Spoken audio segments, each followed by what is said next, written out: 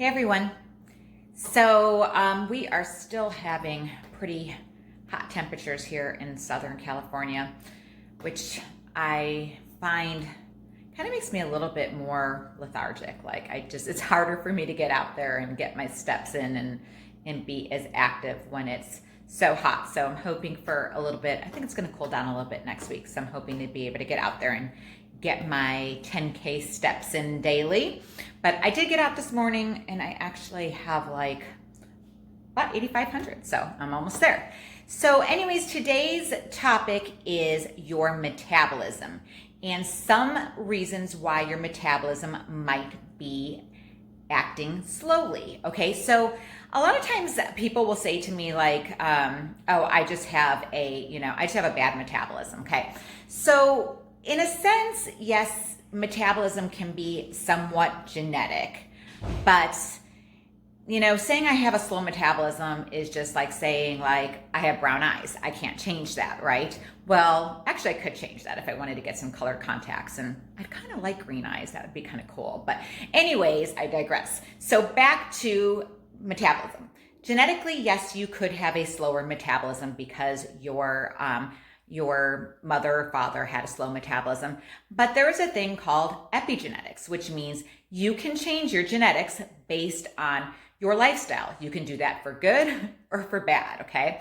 So there are ways that you can improve your metabolism, and there are certain things, lifestyle things, that are maybe affecting your metabolism and making it slower that have nothing at all to do with your genetics.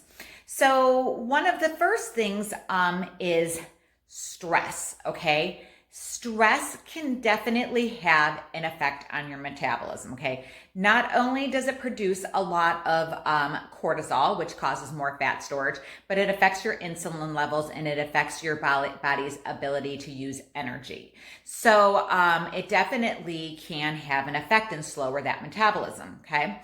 Another huge factor is a lot of times people will say aging, so your metabolism slows down as you age, but really I look at it more as your muscles decline as you age, and that's what really causes a slowdown in your metabolism. So they say that, past the age of 40 that you lose about 10% muscle. So if you're losing 10% muscle, then your metabolism is going to be slowing down unless you do something to change that, which means continuing to build muscle, okay? So the next thing that goes along with that is you're not eating enough protein, okay? There's two factors here with eating enough protein. One, you need enough protein to build muscle.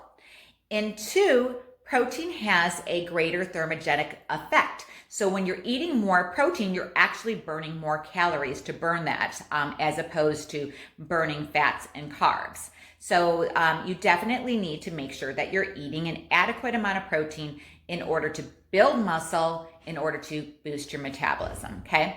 The next thing that I see a lot is a slowing metabolism due to your thyroid, okay? So having a lower active thyroid is going to slow your metabolism. Now, there's several factors that go along with this. It can be something that is genetic. Sometimes people just have a lower thyroid due to genetics, but a lot of that is something that you've created yourself. It can be because you have eaten too low of calories for too long, and that will cause your body to slow your metabolism, okay? I've said this a million times. Your body has an ability to want to protect itself, and it will protect itself when it's not getting enough calories by slowing the metabolism. Okay, along with that can be you're not eating an adequate amount of food for the amount of exercise you're doing. So again, your body's trying to protect itself in order to survive, so it slows down the metabolism. So it doesn't take as much energy for you to do those workouts. So it's going to slow down that metabolism, so it's not using as much of those calories, so it can have what it needs for what you are, what you're expending, okay? So all of those things could be related to the thyroid or cause, a lower active thyroid. Okay, another big thing is sleep, not getting adequate amounts of sleep. So many people are running on 5 to 6 hours of sleep, but especially for women, we need at least 7 to 8 hours of sleep. Studies have shown that women need even more sleep than men. So if you're not getting adequate amount of sleep, they say that can lower your metabolic rate by like 8 to 10%. So you can see how vital sleep is. Other things would be not getting enough water. Okay, we need hydration in order to boost our metabolism. And then another big thing is alcohol. Okay, especially during these summer months, we tend to be drinking more and drinking maybe or more often. And the one thing that happens to our body is when you drink alcohol, your body goes straight to metabolizing that alcohol and stops burning other foods for fuel. So what happens if you're drinking alcohol and then you're eating along with that? Well, you're going to be burning that alcohol, but all that food might just go to fat storage, and that will be slowing down. Obviously, you're slowing down your metabolism when you're just burning the alcohol, and you're not burning the food also. So those are all just a few of the things that can affect the metabolism. Okay, so you can see you have a lot of control over your metabolism. It's not just your genetics. You can't just say, I just genetically have a slow metabolism. You have control over this, but it takes making some lifestyle changes. It takes, having the right type of diet, the right type of exercise, an adequate amount of protein, and it definitely takes hormonal balance. It takes getting your thyroid working again for you, reducing stress, getting rid of that cortisol, all of those things. So hopefully this gets you thinking a little bit about, what are you possibly doing that is slowing down your metabolism, and what can you do to change that?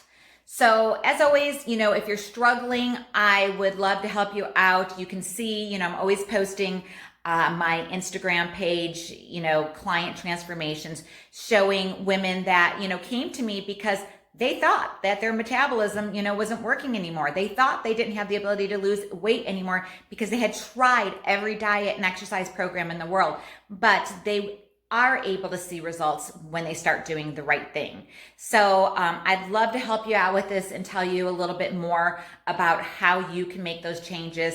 As always, I'm available for a complimentary consultation call. If you are following me on Instagram, you can find a link in my bio for that. If you are following me on YouTube, you can look below and there's a link to set up a consultation call. And as always, I thank you for listening, and make sure to like this video. Make sure to subscribe if you're following me on YouTube, and make sure to share, because all of those things really help me get the word out to other women that you don't need to give up. There is hope. So I hope you guys all have a great day, and I will catch you on the next video.